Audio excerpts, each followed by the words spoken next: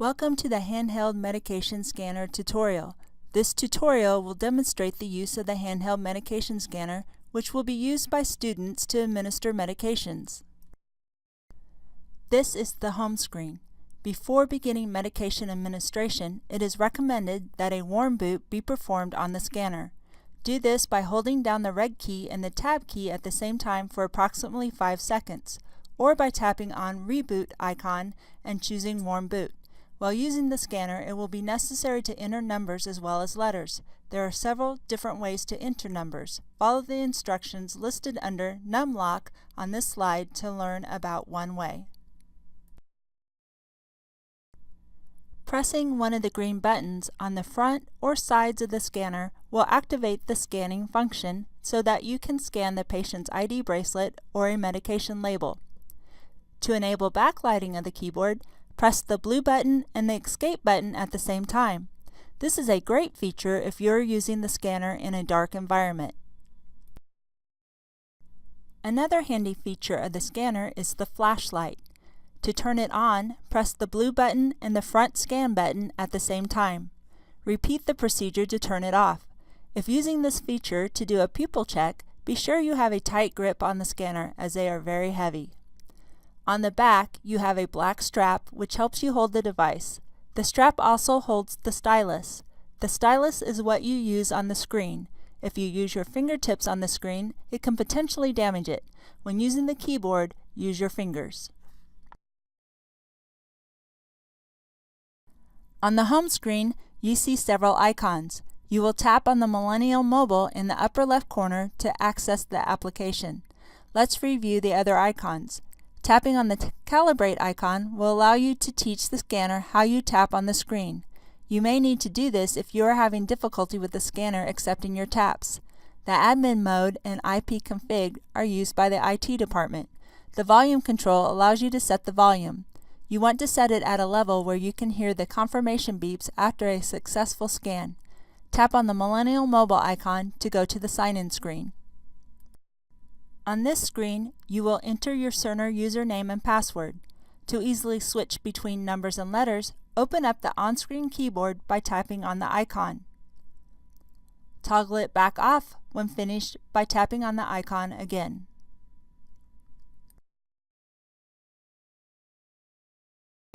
The application will open to this page. To access the patient's chart on the scanner, scan the Aztec symbol on the patient's ID bracelet. You are now in the patient's chart. The top part of this display is very similar to the patient's banner bar in PowerChart. The patient's name is in blue. Tapping on it will display patient details.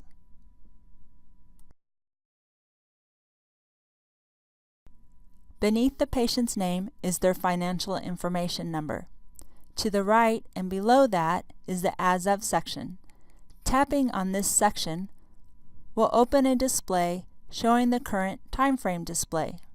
It will default to a 2-hour filter, which means only the medications that are scheduled during this 2-hour time frame will be displayed on the scheduled patient list. This filter can be altered to display a longer time period if desired. Above the As Of is a box. Once the patient's bracelet has been scanned, a check mark will appear in this box as seen here. Once you start scanning medications, the check mark will no longer be there. When you scan the patient's bracelet again prior to administering the medications, the check mark will be placed back in this box. To the right of that is the patient's date of birth. Before scanning the patient, ask the patient what their date of birth is and compare it to this date. Above the date of birth is several icons. You will not be using these. To the left of the As Of is a box with To Be Signed. Click on the down arrow in this box to open a list of display options. You can view the scheduled medications by tapping on Scheduled Meds. Once medications have been scanned, they will be on the To Be Signed list. The To Be Signed list is the list you will want to have open when you are ready to administer medications. Looking at the Scheduled Meds list, you will notice that there are little eyeglasses next to the medication's name. This means the medications have not yet been reviewed by a nurse. Each medication order has to be reviewed by an RN before it can be given. If you see this icon, you will need to ask the RN assigned to your patient to review the meds. Once the meds have been reviewed, the icon will no longer be there.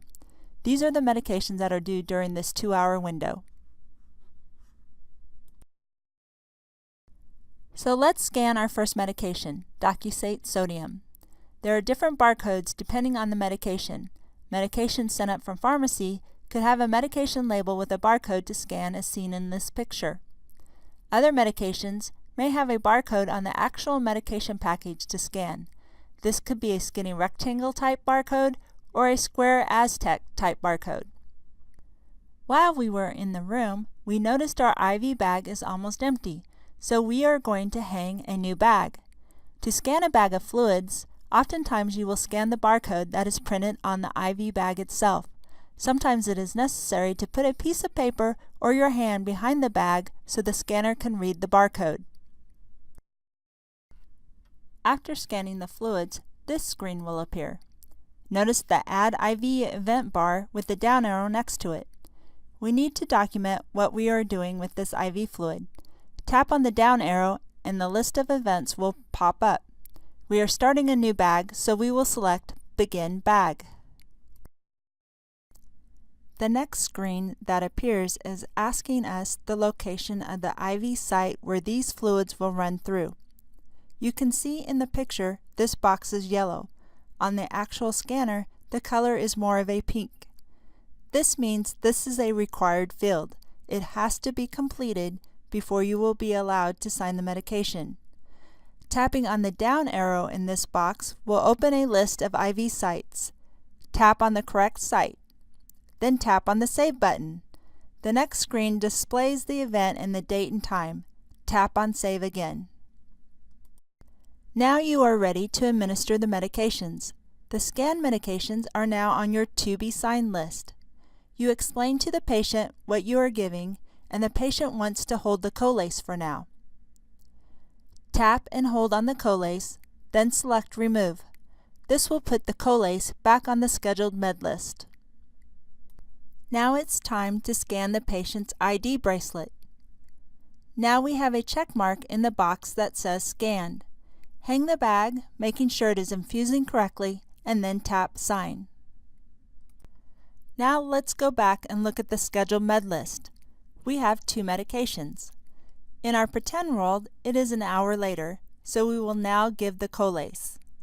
We scan the colace label, and it moves the colace task to the to-be-signed list.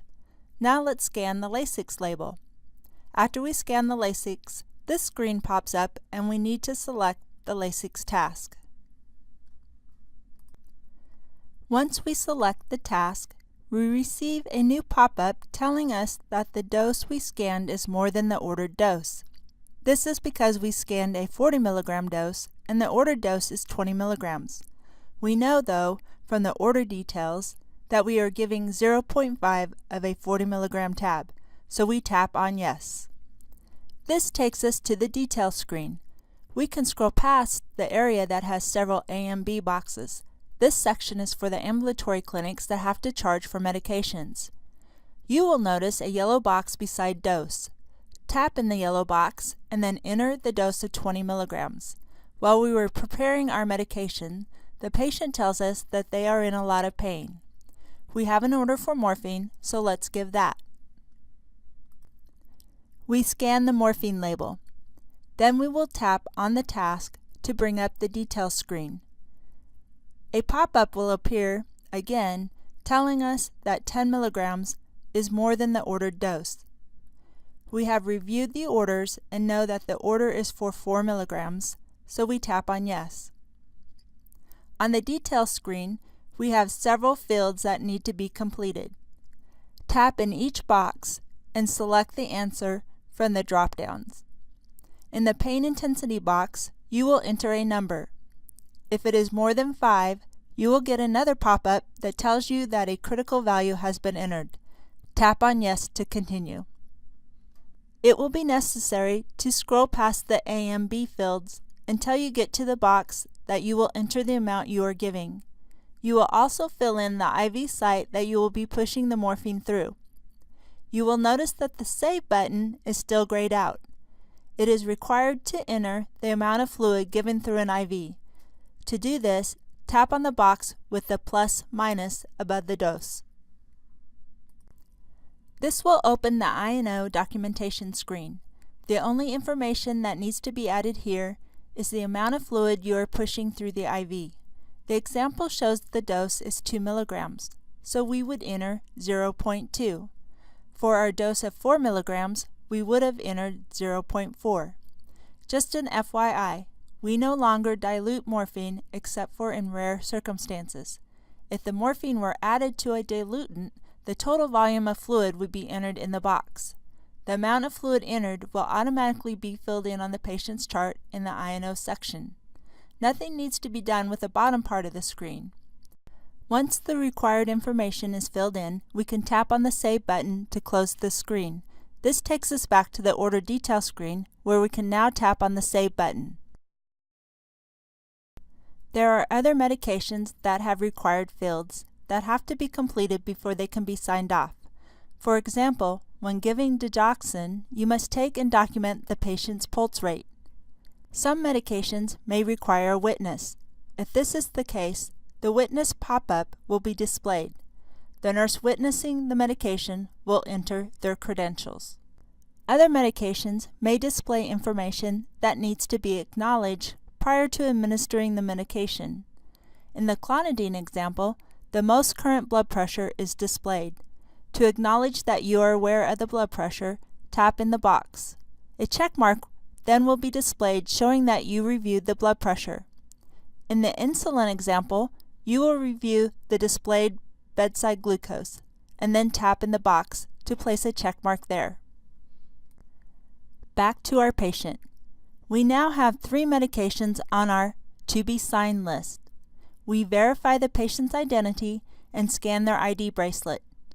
We review with the patient all the medications we are giving.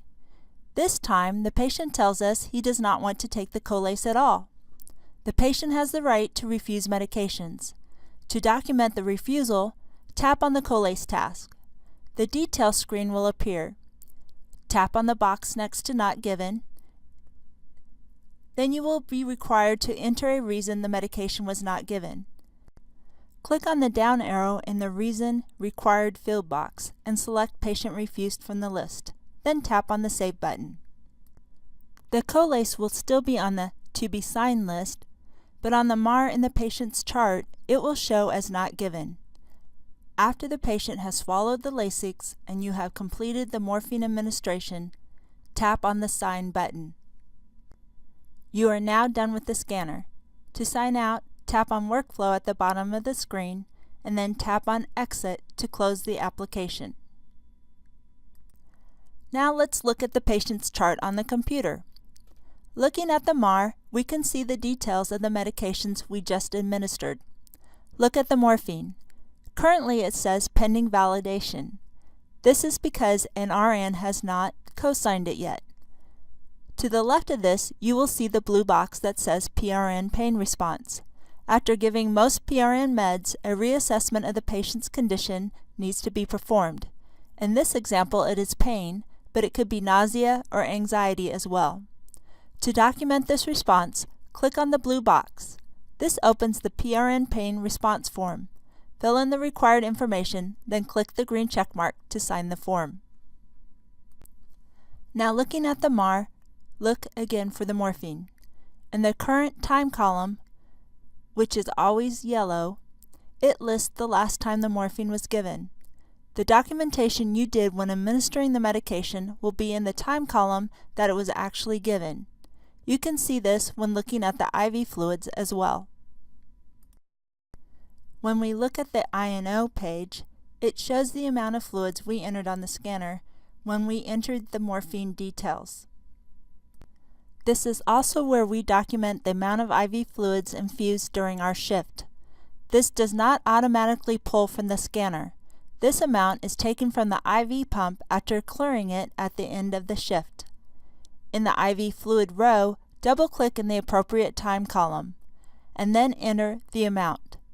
Click on the green arrow to complete the documentation. Thank you for watching the handheld medication scanner tutorial. For questions, please contact Nursing Education.